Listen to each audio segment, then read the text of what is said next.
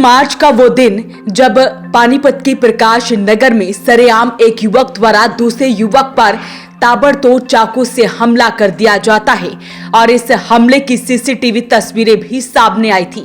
लेकिन दुखद खबर अब ये है कि इस हमले में घायल हुए विनय नाम के युवक की दिल्ली के एक अस्पताल में मौत हो गई है।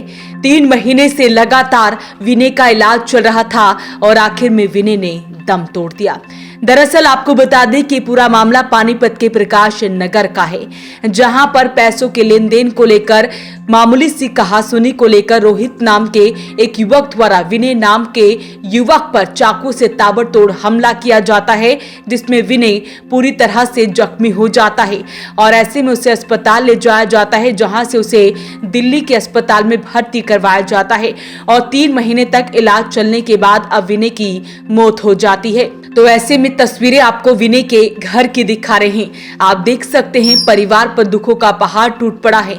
विनय जहां जिंदगी और मौत के बीच जंग लड़ रहा था और आखिर में वो जिंदगी और मौत के बीच की ये जंग हार गया और ऐसे में जैसे ही आज विनय का शव एम्बुलेंस के जरिए घर पर पहुंचा तो विनय को देखते ही सभी की आंखों में आंसू आ गए और इस मौके पर वहां पर मौजूद परिवार के लोगों ने क्या कुछ बताया वो भी आपको सुनवाते हैं। 5 लाख यहाँ दिए हमने, बाकी वहाँ लगा 80 85 90 ऐसे लग चुका है हमारा। क्या काम करता था वो? डिस्पोजल का भी, साथ प्रॉपर्टी का भी। पिताजी क्या काम करते हैं? डिस्पोजल का।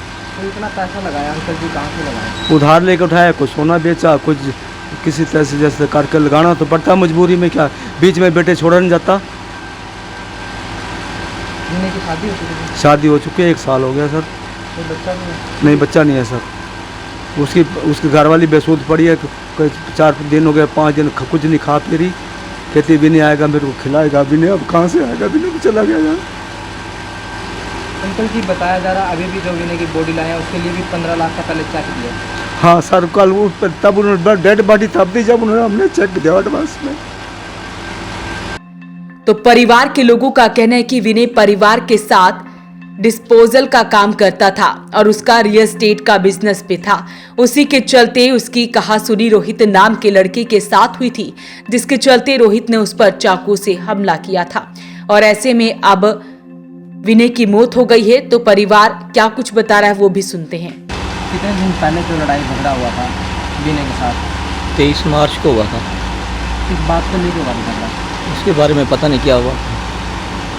तो अब विनय की डेथ हो चुकी है? हाँ जी। कहाँ पर डेथ हुई है, कब हुई? गंगाराम में हुई है परसों। कब से इलाज चल रहा था? 3 महीने से। तो करीबन अंकल कितने पैसे का खर्चा आ गया है? 80-90 लाख रुपये का खर्चा आ गया। तो उधार लिए?